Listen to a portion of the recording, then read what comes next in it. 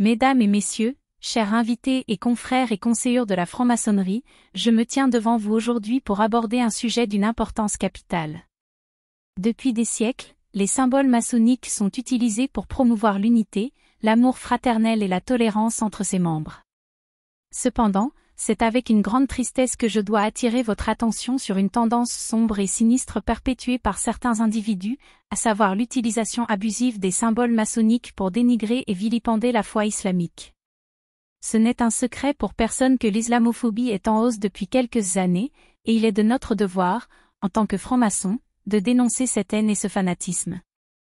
Alors que nous nous réunissons dans ce temple de l'amour fraternel, nous devons reconnaître que l'islam, comme la franc-maçonnerie, est une tradition riche et diversifiée qui valorise la connaissance, la sagesse et la compassion.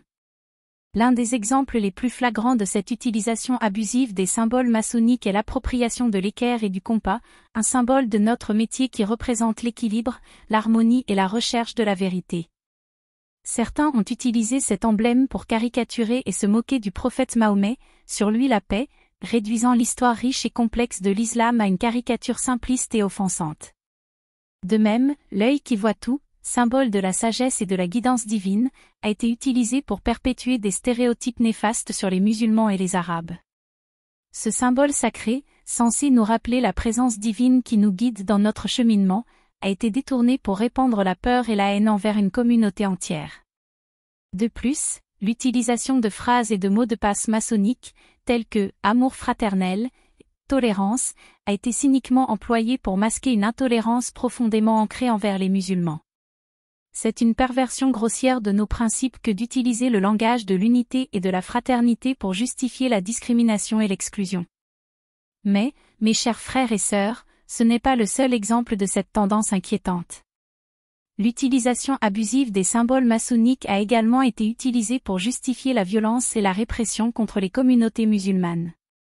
L'expression « épreuve et tribulation » a été déformée pour justifier des interventions militaires et des frappes de drones dans des pays à majorité musulmane, perpétuant ainsi un cycle de violence et de destruction.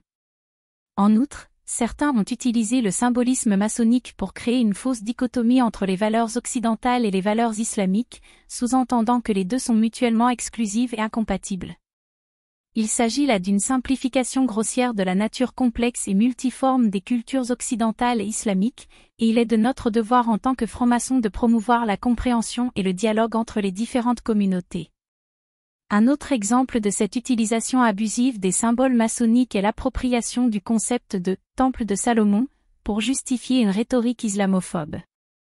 Le temple de Salomon, symbole de sagesse et de connaissance, a été utilisé pour dépeindre les musulmans comme des barbares et des incivilisés, ignorant le riche héritage culturel et intellectuel de la civilisation islamique. Il est de notre devoir, en tant que francs-maçons, de dénoncer ces discours de haine et de promouvoir une compréhension plus éclairée et plus nuancée de l'islam. Nous devons reconnaître que l'islam est une religion de paix, de justice et de compassion, et que ces valeurs sont compatibles avec nos propres principes maçonniques d'amour fraternel, de secours et de vérité. En conclusion, mes chers frères et sœurs, il est de notre devoir de nous réapproprier nos symboles sacrés et de les utiliser pour promouvoir l'unité, la compréhension et la tolérance envers tous les peuples, quelle que soit leur foi ou leur origine. Nous devons rejeter l'utilisation abusive des symboles maçonniques pour dénigrer et vilipender l'islam, et œuvrer plutôt à la construction de ponts de compréhension et de coopération entre les différentes communautés. Rappelons-nous les mots de notre estimé frère Albert Pike, qui a écrit « L'univers est le livre de l'anthropologue et le franc-maçon en est le lecteur ». Utilisons nos connaissances et notre sagesse pour promouvoir un monde plus juste et plus compatissant, où tous les peuples peuvent vivre en paix et en harmonie.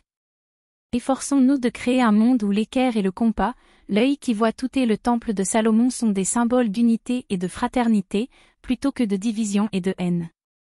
Œuvrons pour un avenir où les musulmans, les chrétiens, les juifs et les personnes de toute confession et origine pourront se réunir dans la paix et l'harmonie, unis dans notre quête de vérité et de sagesse. Merci.